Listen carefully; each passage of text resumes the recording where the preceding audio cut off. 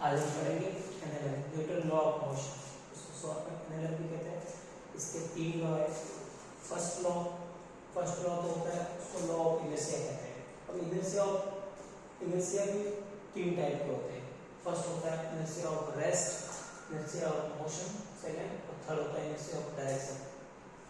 Inertia of rest क्या कहता है, अगर कोई भी बॉडी रुकी हुई है, पड़ी है, तो वो पड़ी ही रहेगी जब तक कोई एक्सटर्नल फोर्स नहीं लगेगा उसमें, ठीक है।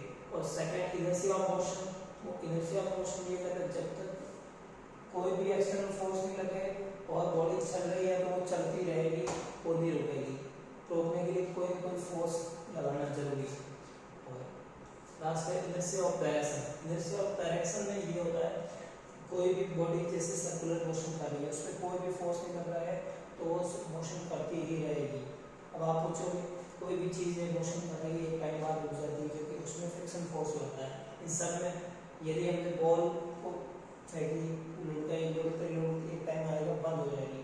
बंद क्यों होगी? क्योंकि उसमें भी फ्रिक्शन फोर्स लगेगा, ठीक है। फर्स्ट लॉ ऑफ मोशन ये हो गया।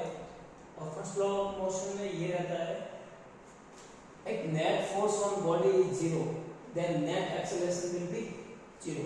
अब इसमें कुछ क्वेश्चंस बनते हैं जैसे इस टाइप से, मान लो ये m1 है, ये m2 है, इसमें नॉर्मल वगैरह भी निकालना रहेगा, जैसे कि इन सब का कंबाइन होगा तो m1 प्लस m2 जी ये फोर्स लगेगा, इनका कंबाइन होगा, नॉर्मल भी होगा। ये अगर अर्थ पे या ग्राउंड पे लगाएंगे फोर्स, इनका कंबाइन नॉर्मल भी लगेगा, ठीक। और सेकंड लॉ ऑफ मोशन में क्वेश्चन तो इस टाइप से होते हैं, बट उसमें एक्सेलरेशन लग रहा है, फोर्स लगा दिया जाता है। सेकंड लॉ ऑफ मोशन में क्वेश्चन इसी टाइप के होते हैं,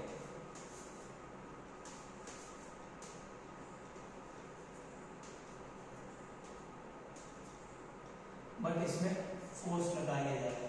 अब फोर्स लगेगा तो एक्सेलरेशन भी होगा। अब सीधी सी बात है, फोर्स इधर लग रहा है तो एक्सेलरेशन भी इधर होगा।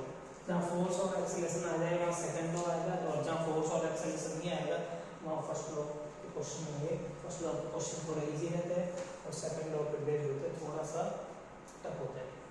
सेकंड लॉ ऑफ मोशन क्या है? सेकंड लॉ ऑफ मोशन ये है, सेकंड लॉ में होता है change in momentum with respect to change in time. इसको ऐसे del p upon del t भी लिख सकते हैं। अब मोमेंटम क्या होता है? मोमेंटम होता है p m अपॉन v, मतलब मास इनटू वेलोसिटी। मास और वेलोसिटी का मल्टीप्लिकेशन मोमेंटम कहलाता है, ठीक। अब इसको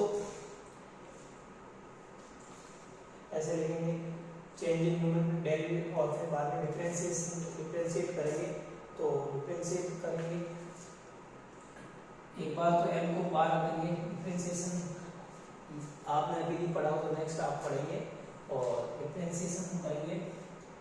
पहले तो इसका वेलोसिटी का डिफरेंशिएशन करेंगे, मास कांस्टेंट, फिर वेलोसिटी को कांस्टेंट रखेंगे, इसका डिफरेंशिएशन करेंगे। जनरली हम देखते हैं फोर्स का फॉर्मूला होता है ma इसलिए होता है जब मास कांस्टेंट होता है। मान लो मास कांस्टेंट है, इस इक्वेशन में मास कांस्टेंट होगा तो ये change in movement, change in mass with respect to time 0 हो जाएगा, तो v 0 हो जाएगा, तो ये टर्म बचेगी।